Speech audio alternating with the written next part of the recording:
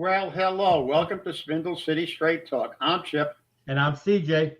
and it is Wednesday in the Riv, and I guess we've got a lot of stuff to talk about, but I think we've got a lot to talk about. It looks like Paul Coogan has, he's showing up at things now, and his nose is getting longer every day. And there was a situation that arose at a neighborhood meeting, and Paul Coogan reverted back to his old king of the deflection mode.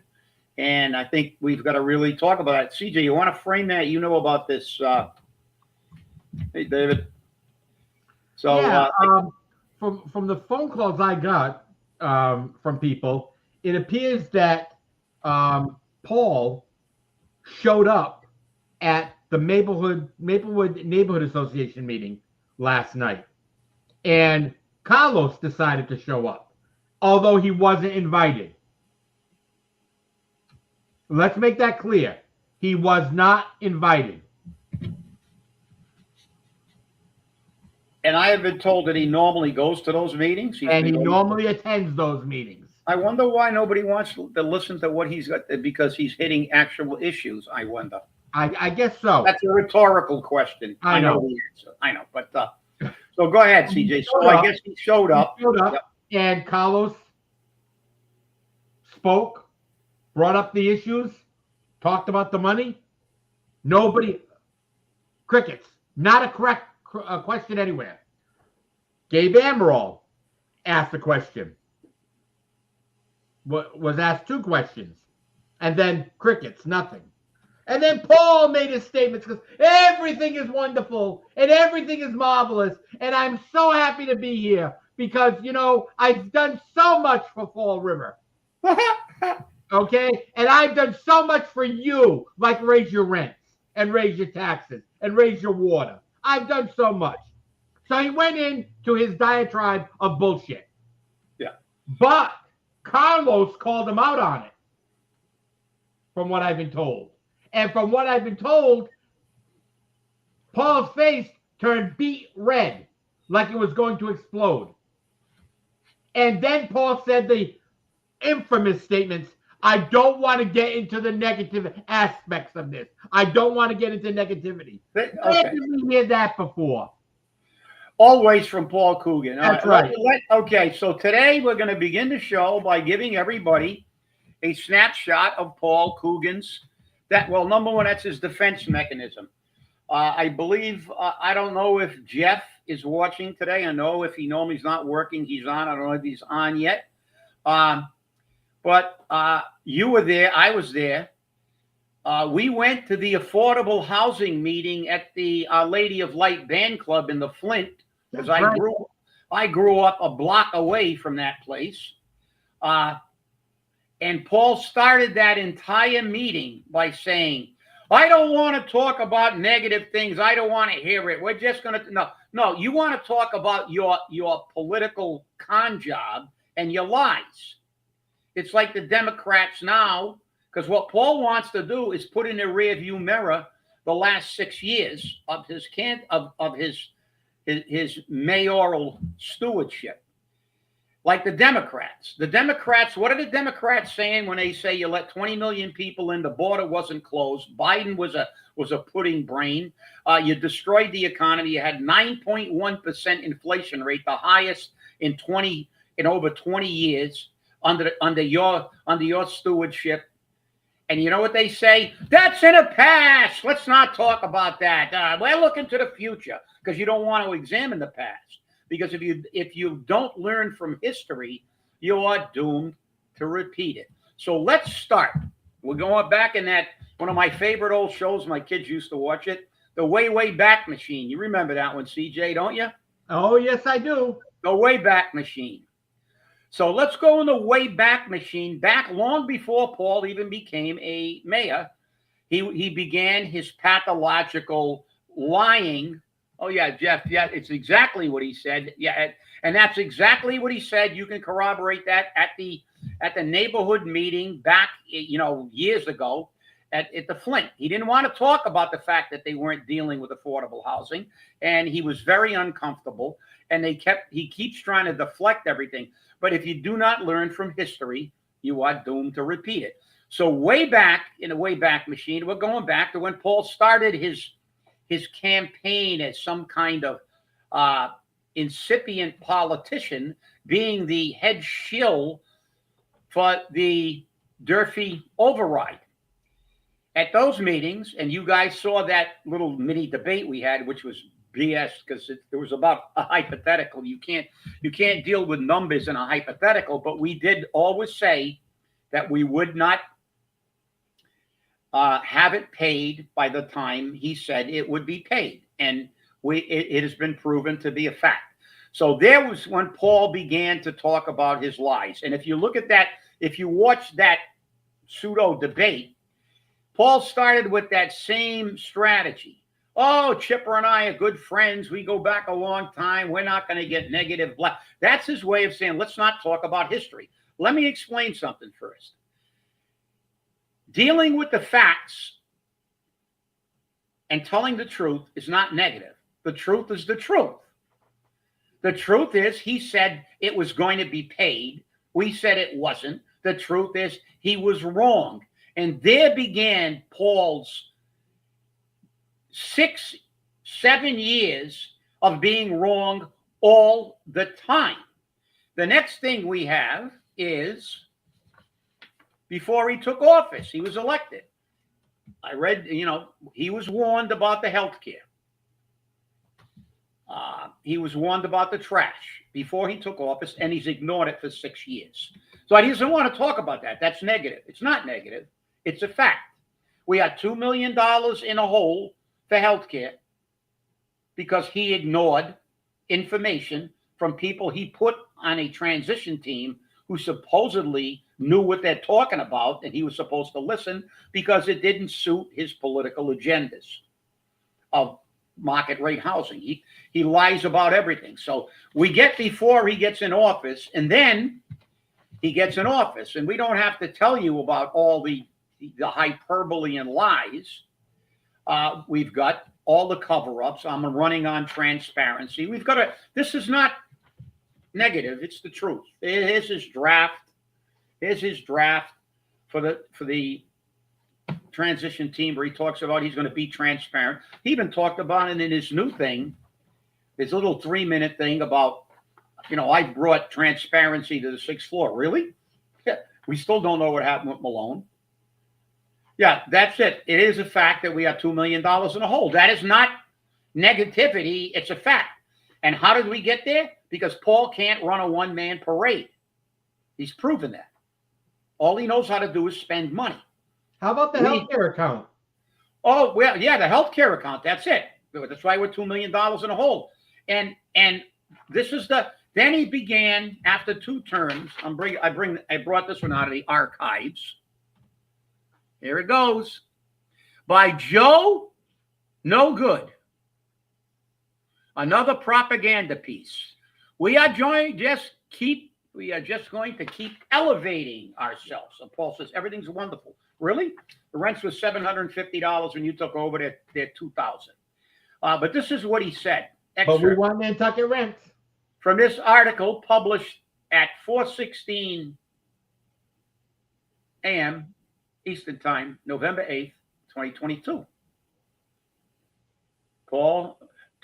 When Paul Coogan took his office in January 2020, the honeymoon, quote unquote, phase was short-lived because of COVID. Then goes on, blah, blah, blah, blah, blah.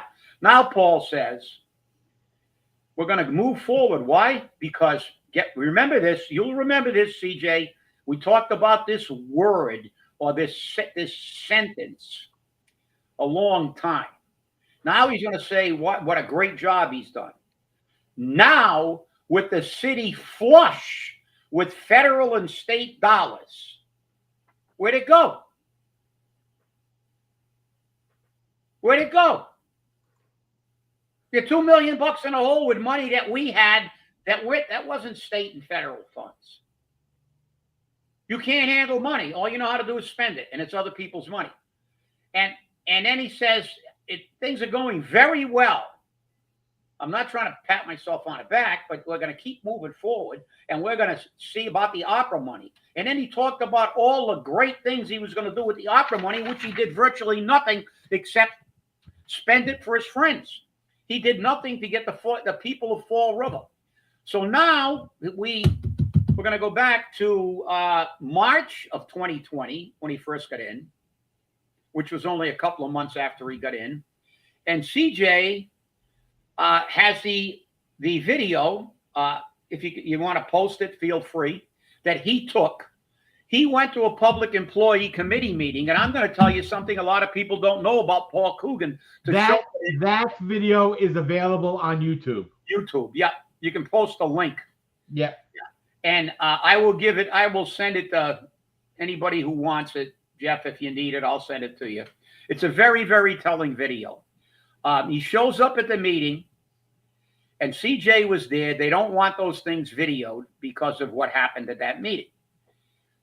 He lied his ass off again. He went in and said, "Oh, blah blah blah. I'm looking for nickels and dimes because we're broke." So he wouldn't say that in the public. We're always flush.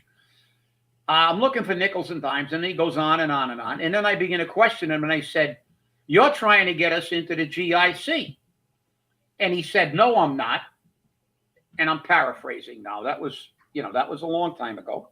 It's 2025. It was 5 years ago. 4.5 or whatever. And I said to him, and it's in the video.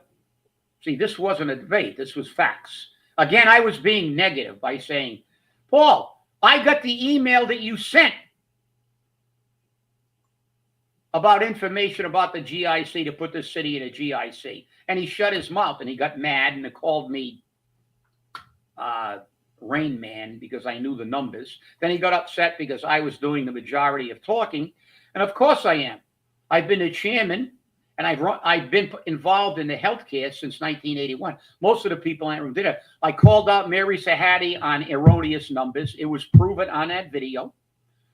Paul lied about going to the GIC. It shows how he can mishandle money. He thought it was going to be cheaper until it was explained to him it wouldn't be. The city would have been on the hook. We would have been paying $165 for prescription tier 3 rather than $50. So you do the math, $115 more for every prescription. We have the best health care around, not because of Paul Coogan. Paul Coogan's going to put us in that bag of shit called the GIC, which is, by the way, $200 million in the hole, and their premiums are through the roof. The state had to subsidize it again. Nobody goes to this GIC in their right mind. I have a list of 11 communities. Anybody that can get out of the GIC gets out of the GIC because it's a mess. Because why? The government's running it. Paul wanted to get into it. A lot of people don't know that. I saved this city's ass at that meeting because he was going to ramrod that thing through and stick it down our throat. He can't make a decision based on anything except idiocy.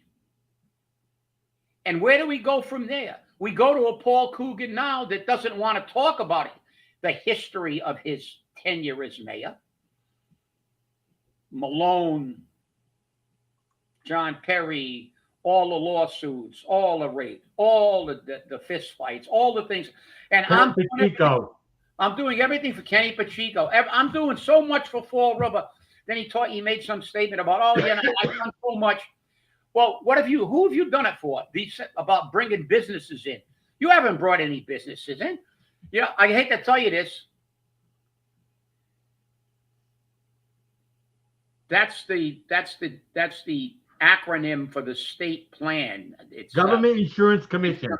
Commission, yeah. That's the acronym they use for the state committee, of course, appointed by politicians who run that absolute catastrophe of a healthcare system. And once you give the reins to politicians, you're dead. You're going to keep spending money and get less. You're going to get less for more because that's what they've always done. And the reality is they were $200 million in the hole. It's a mess. That's why Linda Pereira retired in a Fall River retirement system. She didn't retire. She could have retired with the state because she had qualified to retire through that system too, because she worked for the state.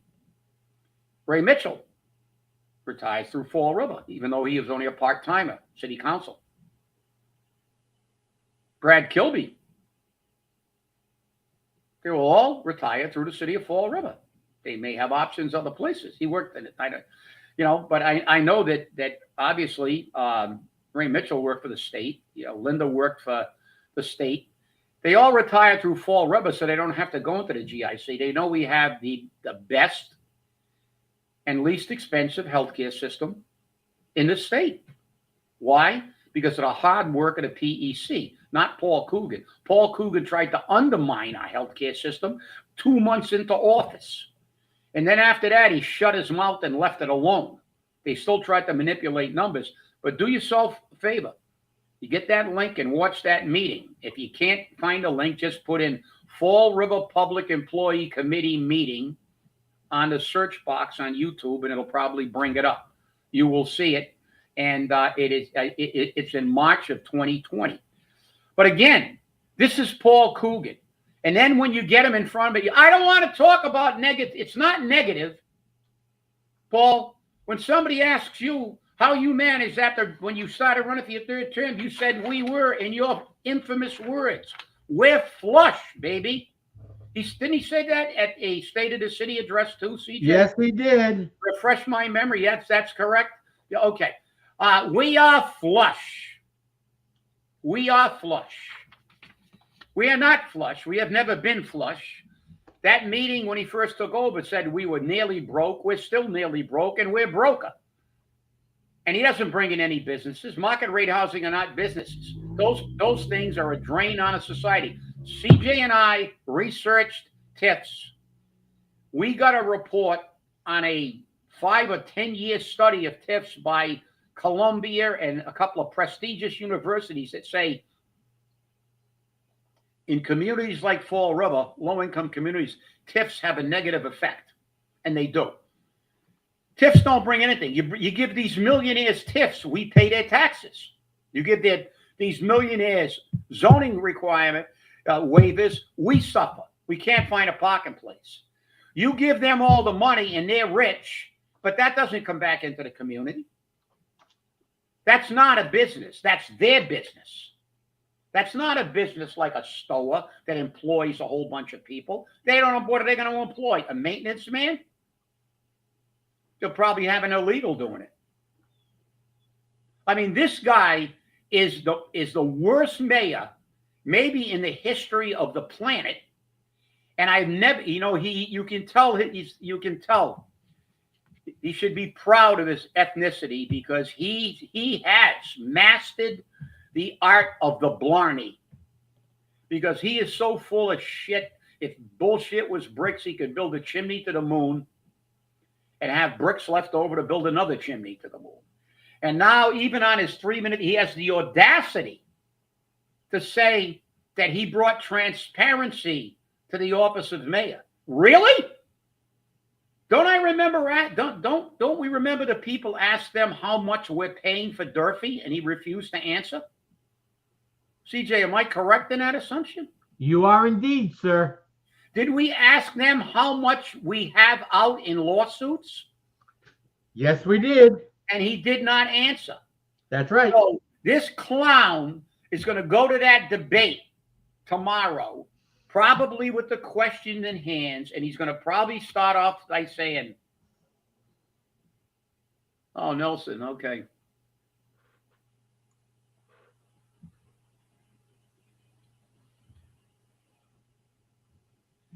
Yeah, it did get nasty, and it gets nasty a lot with these people. This is what they do. Fall River politics is a dirty game, and when you're advocating for the people, they don't like you.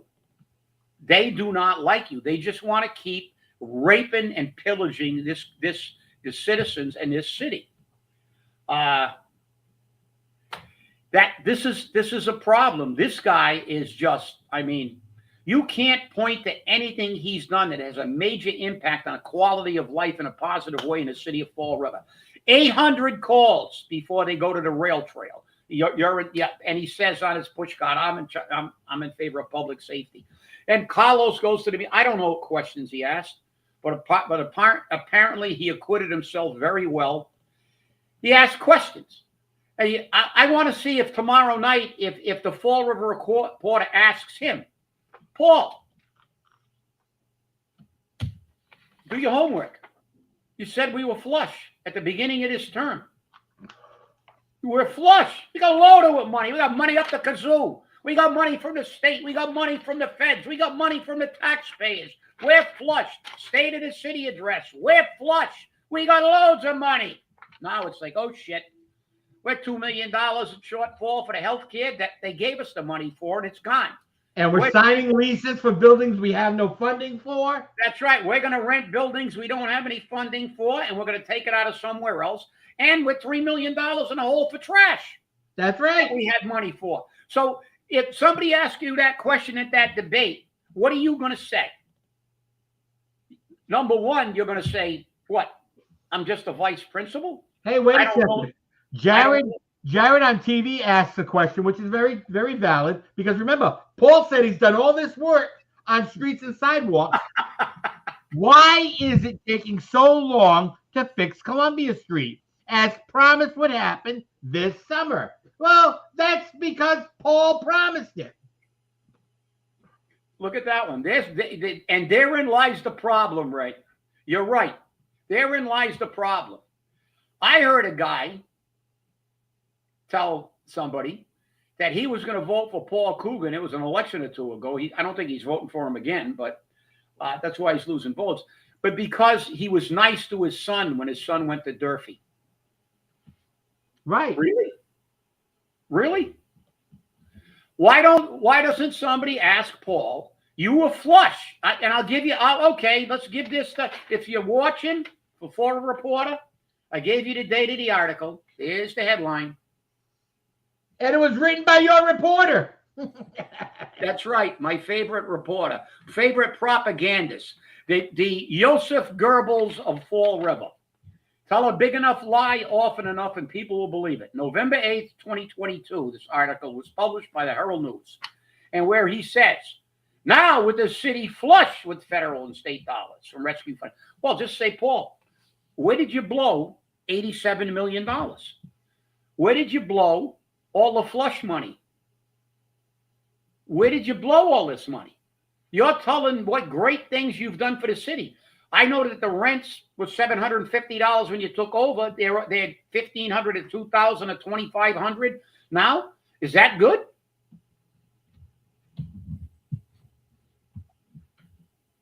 No, they'll vet the question, Stevie. I think. I don't know. Everything's falling apart. But you know the street they went to immediately? The Wall Street.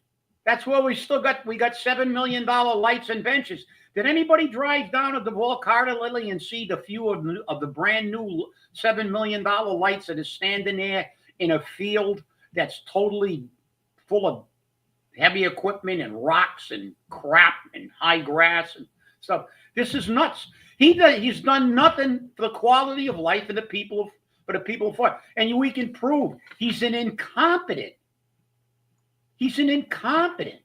Have they got Malone was how long ago? They still do not have. What did they say during Malone? Oh, we don't have a policy. We don't have a disciplinary policy. Yes, you do. You had one. It's still in City Hall. You were lying about that. But but then Paul would get you. You know, you and I have talked to Paul a lot when we used to talk to us. When he used to use little he tried to nitpick and say, "Oh, that school department doesn't have a policy." Well, the city does, and the school department's part of the city. That's number one. Another Paul deflection and half truth. We have, but have they got one yet? No. So if somebody else does what Malone does, harass women and have sexual harassment suits filed against them, harass elderly people and violate the Age Discrimination Act, and then also violate the legislation against people with disabilities. All three Malone did. He got the trifecta. He broke every federal law they know: age, sex, and handicap. We still don't know the specifics of that. And their out was, well, there's nothing we can do with them because we don't have a policy. Well, you don't need a policy. You don't need a policy. You could have suspended them without pay, pending an investigation. You're still supposed to be in charge. Paul Coogan was a vice principal for a reason. He wasn't qualified enough to run a school. And now he's going to tell you he's the second coming of Christ? I'm sorry. You can't have it both ways, Paul. You can't. It's not the way it works. You're either, I don't know numbers, I don't know anything about pot, I'm just the vice principal, I'm a freaking dummy. So don't blame me. I'm just here taking up space. I got to listen to the puppeteers. I'm Joe Biden. I'm Fall Rivers Joe Biden. And then say, I did this and I did that and I've elevated the city. You can't say we're flush at the beginning of this term and at the end of this term, we're in the freaking toilet. Learn from history, voters. This guy is a pathological liar. At that debate tomorrow, if he shows up, he will have probably got the questions. And we're around that debate. CJ and I, you and I were discussing, there was a big thing about CBS manipulating a interview with Kristi Noem to make it look negative. And they also manipulated a interview with Kamala Harris to make her look good. This is the problem. This is why everybody was concerned about Paul Coogan being the only candidate, mysteriously, not to have a live debate. You know why? Paul doesn't answer questions he doesn't like. He's going to tell you, I brought so many millions of dollars into this city in market rate housing, and you gave so many millions of dollars of our tax money in TIFs to these rich people that you know, and it's not going to bring anything to this city. They're going to get their rents. And that's what's going to happen. There's going to be nothing that's positive. And as the people said, you named a bunch of streets they're not taken care of. They took care of Duval Street, didn't they? They made sure Tony had nice streets and nice lights in front of his place. And now they just gave him another $2.5 million. So, you know, and then let's say $2.5 million must be the magic number now. Now, if they get this second lease, his pal will be making $2.5 million on 2 properties. That's it. You know, here's the history of Paul, and now you can take it out. We can go back before he became mayor. There's one thing clear, and this is not negative. These are all facts. We can prove it. I can show you the letters. I can show you the thing. We know that we're broke. He said it. It wasn't CJ and I made this shit up. We didn't say, oh, because he doesn't know how to run anything. They misspent it and we're $2 million short in healthcare. They said it. And his CFO at least had, well, courage or lack of intelligence to admit, well, we've been doing it wrong all the time. So who pays? She's not paying. We are. Paul keeps saying how much he's given to this. Oh, your house valuation went up because I'm bringing so much stuff. Yeah, you're bringing high rents to force tenants out, and you're driving our house prices and taxes up and giving us no services for it. So I'll close with this and turn it over to you, CJ, by reminding him you were elected to make the quality of life for the people who live in Fall River better. Not your rich friends, not your banker friends, your lawyer friends, your developer friends, and all your rich friends, and every other political take you behind and give everybody a job. Back to you, CJ. Well, I'll tell you right now, Mike Sylvia came out with a statement requesting some input from the people who follow his Facebook news organization. Oh, what is it? Okay, I don't. Following his news organization, asking and making a statement that rents are not governed by the government. Rents are governed by supply and demand and what the market will bear, and taxes and fees and those items. Well, if the taxes go up, if the water goes up, if the sewer goes up, the rent goes up. Well, that's only half true. That's another half true. And when you only have, now I'm using some of Mike's examples, when you only have 50 units and 100 people are applying for them, the rent goes up. Yeah, well, let me tell you something. What can a politician do? What can a mayor do about making more units be available?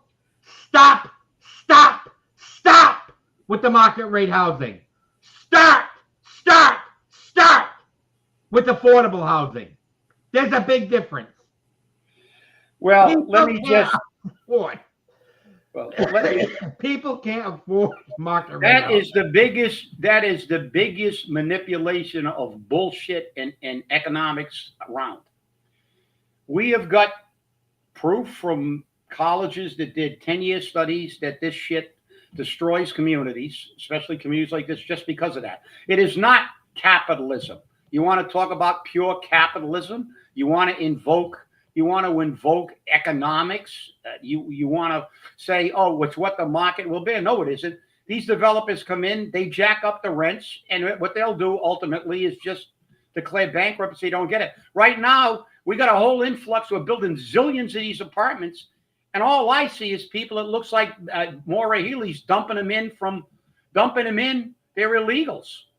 We know that Tony Cadero's got people from the War College in Newport. Those are not people that are relocating to Fall River. They're just sent here, and they're getting a check. You know what happens when they do it like this? It doesn't follow Milton Friedman capitalism.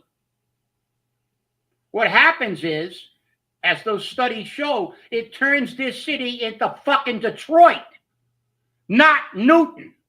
That's what happens, Mike. And that's what's going to happen to Fall River. It's happened before. Maybe you're too young to know. There used to be quote unquote market rate housing where Stop and Shop on Rodman Street is, and for 5 blocks down. And it was all empty. And they burnt it all down. And they burnt it all down. For 5 years, every single night we had a fire at one of those properties, and they wouldn't let us knock it down until we had 4 or 5 fires, and it was structurally unsound. It didn't work. These people are predatory. They don't care about the city. They have proven beyond a shadow of a doubt that kind of bullshit the market will bear. The market doesn't bear these rents when you have a community. Do your homework. The average per capita income in Fall River is $31,000. I'm sorry. That's right. Individual income. $31,000. Can this market bear those rents? Even Paul referred to them as Nantucket rents.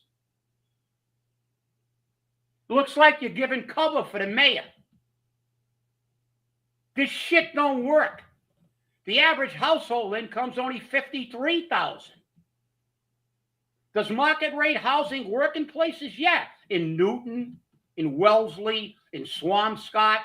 But they don't even have them there because they're too rich. They go, screw you. We don't want multiple family houses here. We don't want multiple units. We want single families. That's horse shit. That's horse shit. What do you think? You think somebody from Newton's going to come down here and pay those rents? There's a big demand. Kenny Fiola said there was a big demand. Kenny Fiola also said we're going to get 500,000 tourists at the carousel. This is all bullshit. They're making a lot of money down there right now. Hey, here's something to look at. George brought this up a couple of minutes ago. You were on something else. How does Nikki Fontaine work for the city and be a part owner of a rehab facility? Does the city also pay her company? Isn't that double dipping? Very interesting question. Yeah. She should not be working for the city. That's and if they're giving any money to her company, that is a gross violation of the ethics law. So I don't know. Very good one. Yeah, there it goes. That's right. No, you're right. And that's the other thing. Nobody's going to ask Paul why the rest of the country, Rhode Island, the governor, mayors of various cities in Rhode Island have all mocked. Even the campaign for the mayor of Boston. Have you seen some of those campaign ads? Now, Boston's a pretty rich area. We know that. They had very high rents. Now they're even higher. So Kraft, the guy that's running against Wu, has a campaign saying, Michelle Wu spent all their money for the millionaires, raised your taxes. Boston is the most expensive place in the country to live now and to bring up your children. I'm going to build affordable housing in Boston. The whole world knows that this is a crisis nationwide. And when the nation gets a cold, cities like Fall River, with our economy and the wages that the people make in this city, we get pneumonia. That's it.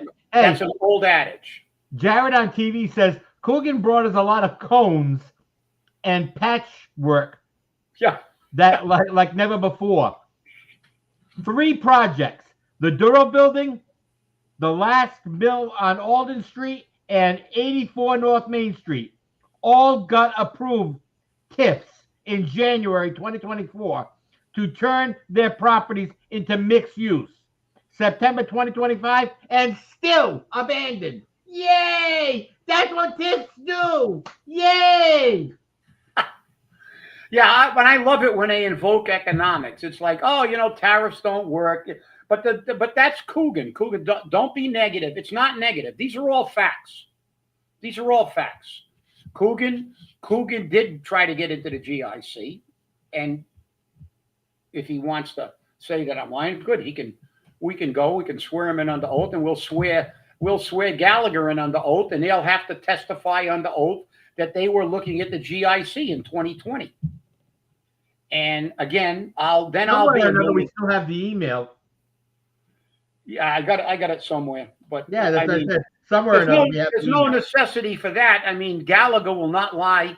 They wouldn't lie in front of the council when Mary Sahadi got her numbers slapped down because I told the council, I told them to call up Gallagher and ask them the real numbers. They're not going to lie. They're a fiduciary.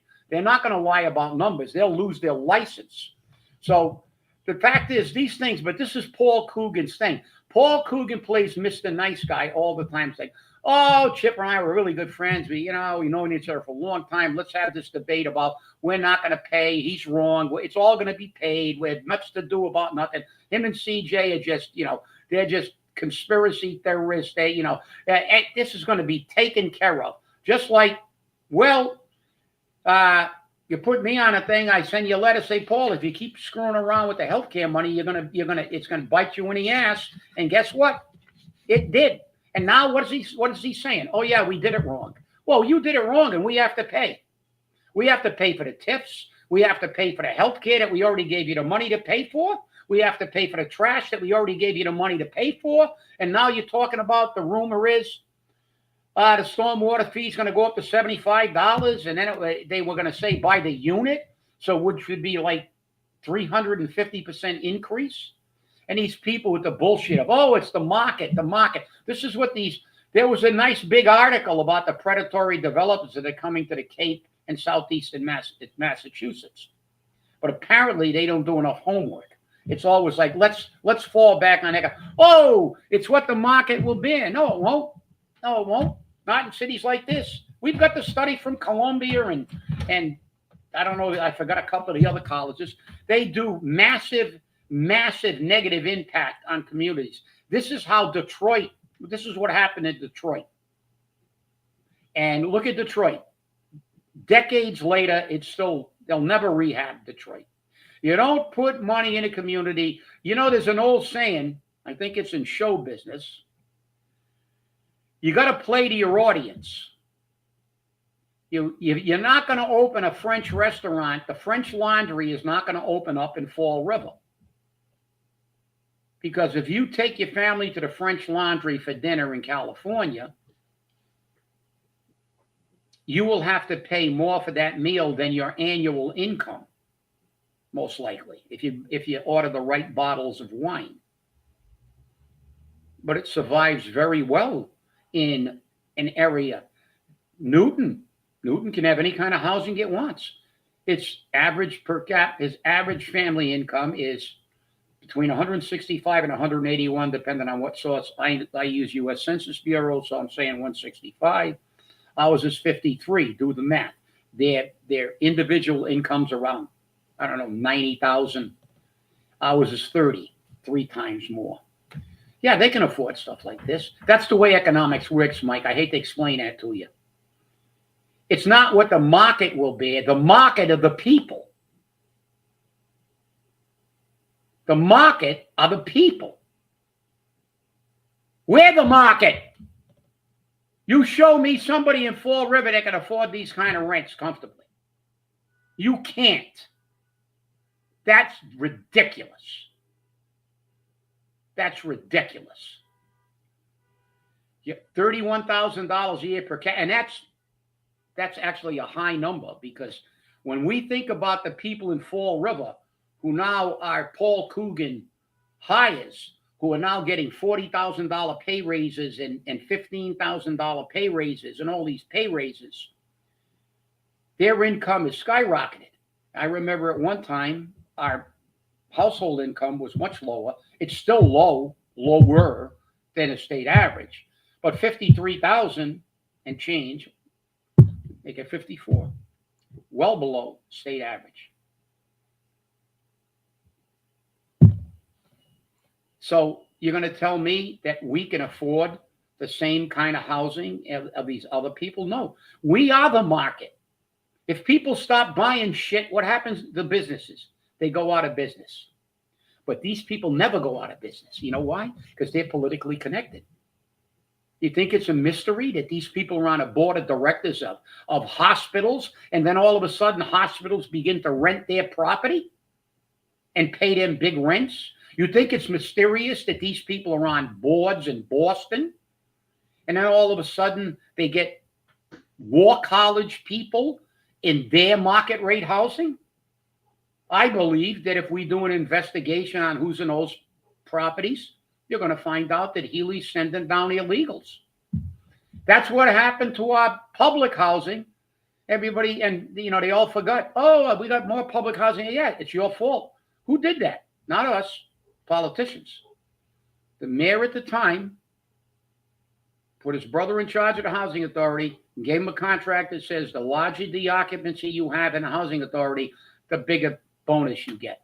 And we had signs all over the place. And CJ saw him on a Connecticut Turnpike. We saw him. CJ's son-in-law used to bring people in from Pennsylvania to move into our public housing. It's not our fault. These clowns did this. They did. So you're talking to the wrong people, because I know how to do math, and I know stats. This is not negative stuff. This is the truth. And your economic theory, you're forgetting the basis of economics. The basis of economics are the people. What the market will bear. We're not talking about the stock market, Mike. We're talking about the business market, the regular people. That market is the corner store. That market is your rent. And I want to remind you, Mike, we never once provided food for the audience to demand their attendance. You have to. We didn't. Look, he can do anything he wants, but don't come up with it. You want to moderate a debate, We were always out of debate. We never were part of the debate. We organized it. We had we just let it go. We had the moderator. We had a couple of really lively debates, and And our last one was the best one, with Bill Rapley, rest his soul. But the thing is, don't try to already start making excuses for this guy, because that's what you're doing. We always wanted pointed questions, and now you're already saying, oh, it's the market, don't blame him. Yeah, I'm blaming him, because his puppeteer is the major proponent of market rate housing, and I'm blaming him because he went on record as saying he's not interested in affordable housing. While the rest of the freaking country, all they know how to say, they may not ever do it because they're politicians and it's election year and they'll promise you anything. But don't give me that crap. And remember, you're going to win a debate, be neutral. Remember what he said. These developers are looking for a minimum of $350 per square foot. $350 per square foot is the magic number. Yeah, and that they're not going to get it from the average Fall River. And again, they don't understand the market. The market is, what do you have in Fall River? Do you have a Abe and Louie Steakhouse? That's one of the premier steakhouses in Boston. No, $75. Well, maybe more now. $75 for a fillet, a la carte. Everything else is separate. You have to buy your potatoes, your vegetables, and everything else separately. So the meal's going to set you back, a couple $100. Great steak. You can eat it without teeth. Cut it with a spoon. But maybe that's where Paul goes. It can fly. Oh, well, Paul did go to Boston. Didn't he go to Boston and brag about how he went to the theater and he went to the museum? Because he went to the Gardner Museum. Elitist. Before he was the guy walking around North Park with his hands in his pockets, and it's the high school. But he's keeping his hands in his pocket to keep the marijuana in there. Oh wait, he doesn't know anything about pot. Okay, yeah. Well, the thing is that these guys are hysterical because it's like they talk this stuff and they use the thing out of context. Milton Friedman made it very clear.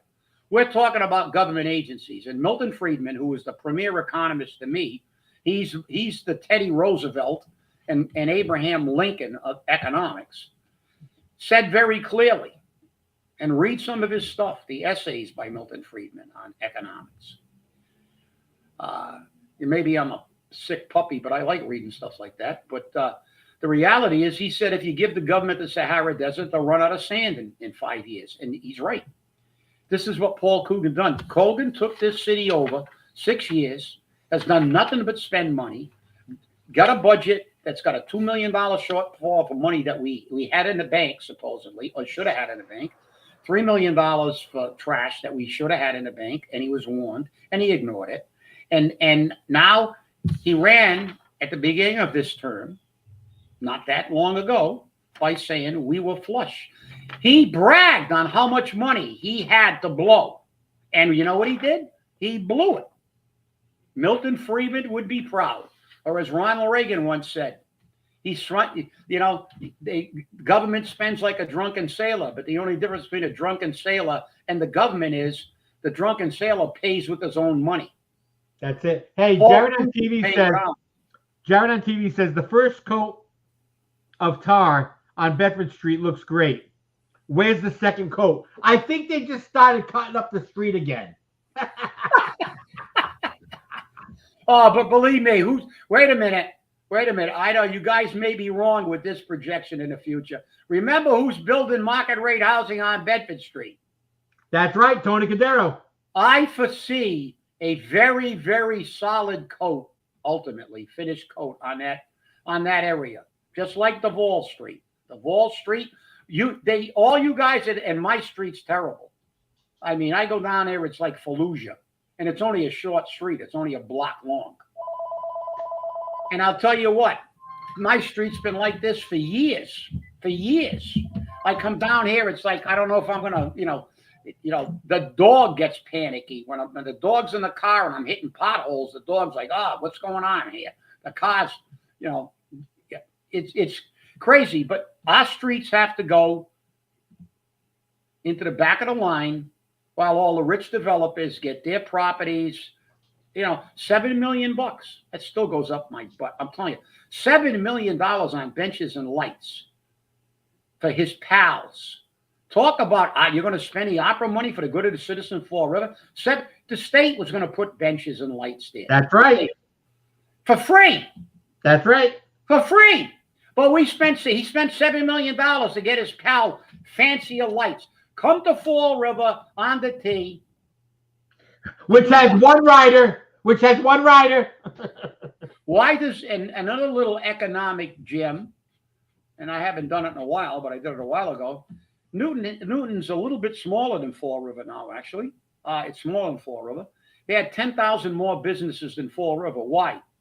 What I just said, $165,000 household income, nearly $100,000 per capita income.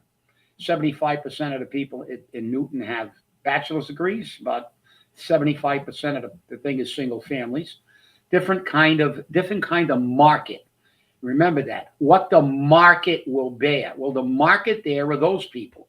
The market here. That's why Fall River has Burger Kings, Chinese restaurants, pizza joints, and not a lot else except Portuguese restaurants. No, and one of the things that you can tell by a community when you're driving through it, and my son-in-law this weekend was here, did some construction on my house, and had to take me out to do some legal stuff on Tuesday. And we were driving around, and he says, you know what?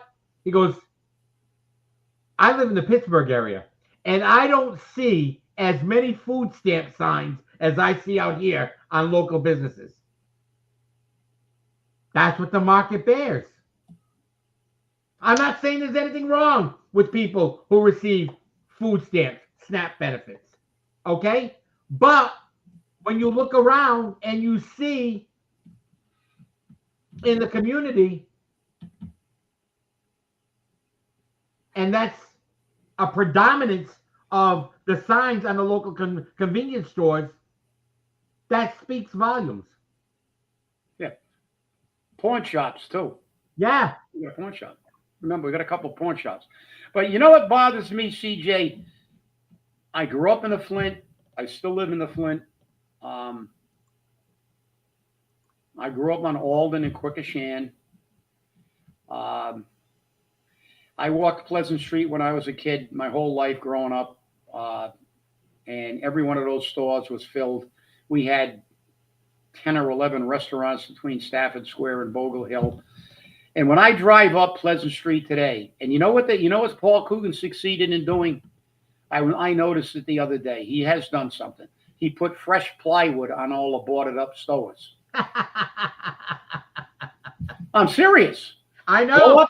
Go up to the east side of Pleasant Street. You get near Eastern Avenue, across from the Night Owl.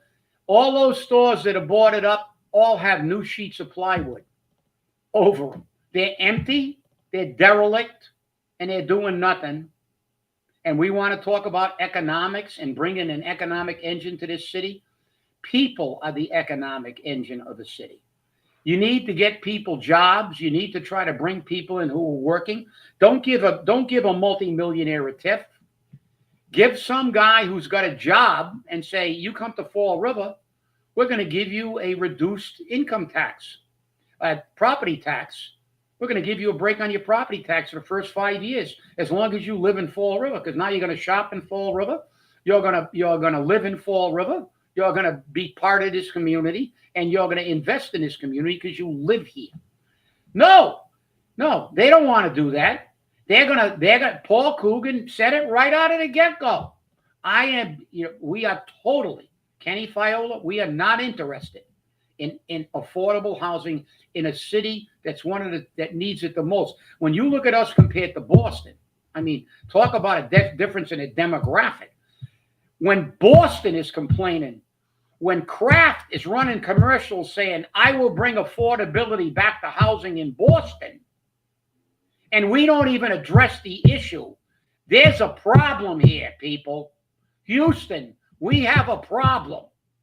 And it's the mayor and the council, too, because they don't do crap for the most part, with the exception of a few. But this is the problem. I mean, you look at this thing, and Paul Coogan's going to start the same thing. It's negative. I've done so much for Fall River. I brought all this housing in. Well, I want you to tell me how many people from Newton and Wellesley inhabit some of these places, okay? I want to know. I want you to tell me how many people in Fall River can afford to live in those places. Well, if you do the math, they can't. That's right. That's what I'm saying. Because our poverty level was nearly 21%. So if you look at 21% poverty level, that's a tiny bit more than 1 out of every 5 people living below the poverty level. And that's the federal poverty level, which is very low. Nobody. This market cannot bear this kind of crap. That's why people are beside themselves. They're getting 3 jobs barely to do anything. They're not going to be inhabited by people from Fall River. And what's going to happen to them? Like I said, you don't need a crystal ball. We didn't have a crystal ball when we were talking about Durfee not being paid. You know what we had? We actually had a little bit of logic. We knew that you let the government run anything, they're going to lie their ass off, and it's never going to get done right. We knew that Coogan was lying. We couldn't prove it, but now we can. We're paying for Durfee. That's it. Hey, Jeff, is that what Paul said last night? Stop being so mean. Yeah, like a little child. Oh, yeah. I don't know. Maybe Chris should have stayed in the thing. Yeah, I think Coogan's got a thinner skin than him. You can't say anything you say that, even if it's a fact. And let me go back to that to stress this for everybody. When a candidate is questioned on their platform and what they feel they're going to do, it's valid, no matter what the question is. If you're a citizen and a taxpayer. An incumbent should expect to be questioned on their record. If Paul Coogan is not grilled on this, we're flush, and now we're $5 million in a hole for trash and healthcare. Yet we gave out $600,000 in pay raises. We've got departments that have nearly, they've increased by 66%. Salaries have increased through the ceiling. You have every right. He should be asked those questions. That he is accountable, and as Teddy Roosevelt said of the president, the citizens have a duty and an obligation to ask the tough questions of their president. If you do something wrong, point it out. If you do something right, give him credit. So I don't know. Maybe if you like $7 million being spent on lights on the Ball Street, while he's giving money to all the rich people and you can't drive down your street, well, hey, vote for Paul. Yeah, as for Christopher's votes, okay, he could still win the preliminary. And then he would have to, within a few days, formally renounce the nomination or be placed on the ballot for the general election. The money in his account stays in his account unless he dissolves his OCPF account, in which case the money has to go to the government or to a nonprofit organization. It cannot go to his nonprofit organization. So if that was an option, it's not going to happen. It's not going to happen. Well, listen to CJ on this. As we have said before, as we will say again, the damage has already been done. That's right. He is doing exactly what we said would happen. The vote has been diluted, and this is going to throw the election into an uproar. And it may put the election tilted towards Paul. And I believe that could be what happened here. So we'll see what happens. Well, let me just say that CJ is to the OCPF what I am to the healthcare and stuff. So you listen to CJ; he knows that stuff inside and out. He's right. You can take that to the bank, and like you said, this is a shambles. And let's just hope that we hear there's some solid questions tomorrow.